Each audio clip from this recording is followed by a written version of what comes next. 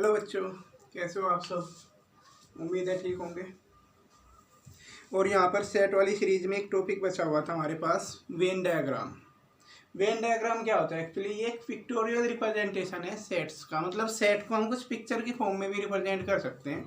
जैसे सेट में कुछ डाटा लिखा होता है तो उसे हम पिक्चर के रूप में कैसे रिप्रेजेंट कराएं, कैसे उसके डायग्राम वगैरह हम बनाएं, उसी को हम बोलते हैं वेन डायग्राम। तो वेन डायग्राम में कुछ अलग अलग सिंबल्स, कुछ अलग अलग पिक्चर का हम यूज करेंगे। जैसे एक होता है यूनिवर्सल सेट, ये सुना होगा आपने, यूनिवर्सल सेट।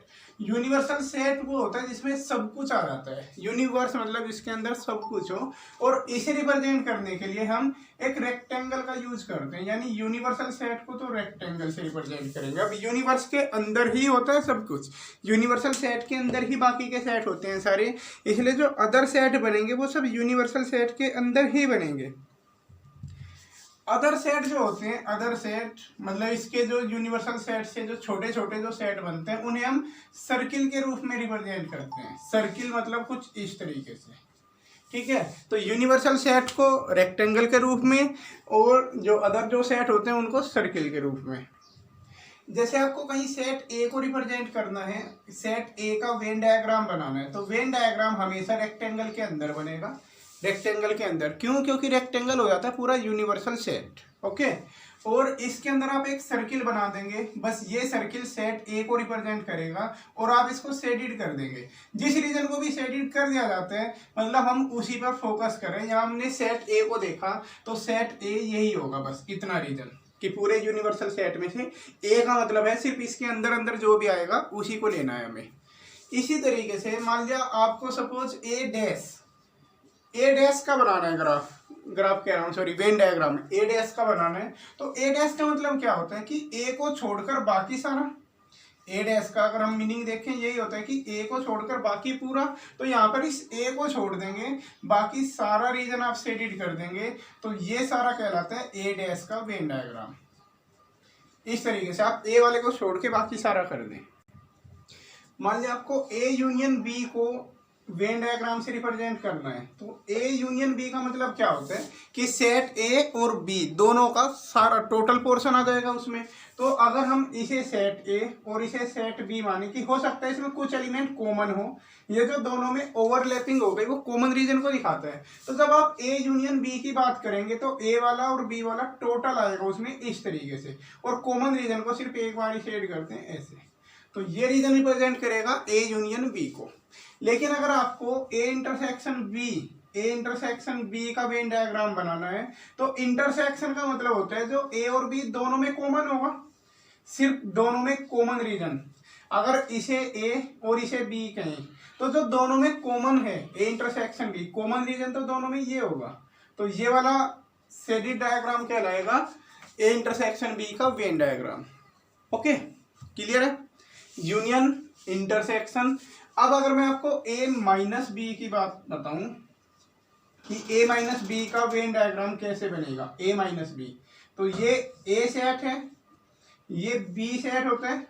ए माइनस बी का मतलब क्या होता है? प्योरली ए वाले, उन्हें भी छोड़ना पड़ता है जो बी में आ गए।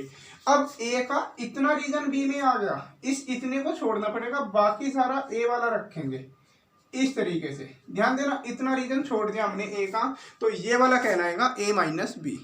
क्लियर दिखाई दे रहा है? ओके, चलिए, कुछ कुछ समझ में आ रहा होगा वेन डायग्राम में। खाली हम शेडिड कर रहे हैं सिचुएशन के अकॉर्डिंग, बस हमें उनकी डेफिनेशंस पता होनी चाहिए कि एक्चुअल में उसका मीनिंग क्या है। ओके, अगर आपसे ये कहें कि ए माइनस बी का डैश, जैसे सपोज अगर ए माइनस बी का हमें डैश करना है, मतलब इसका कॉम्प्लीमेंट का वेन डायग्राम बनाना है, तो कॉम्प्लीमेंट का वेन डायग्राम बनाने के लिए आप उसे सोचा करो कि इसका वेन डायग्राम क्या होगा, और फिर उतने रीजन को छोड़ के बाकी पूरे रीजन को शेडिड कर दो। जैसे ए माइनस बी में ये आया था इतना, तो आप इसे छोड़ दो और बाकी सब कुछ शेडिड कर दो। इतने को छोड़ देंगे, हमें ये छोड़ना होगा, बाकी पूरा शेडिड करेंगे।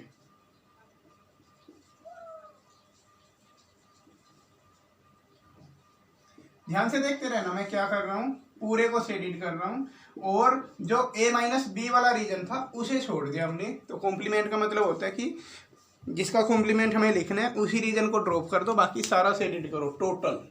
तो ये हो जाएगा ए माइनस बी का कॉम्प्लीमेंट।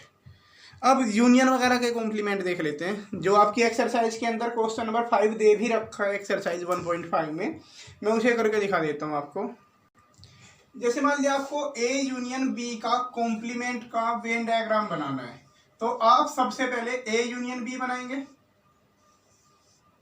ए यूनियन बी का ऐसे होगा, अंदर वाला पूरा रीजन से एडिट करेंगे।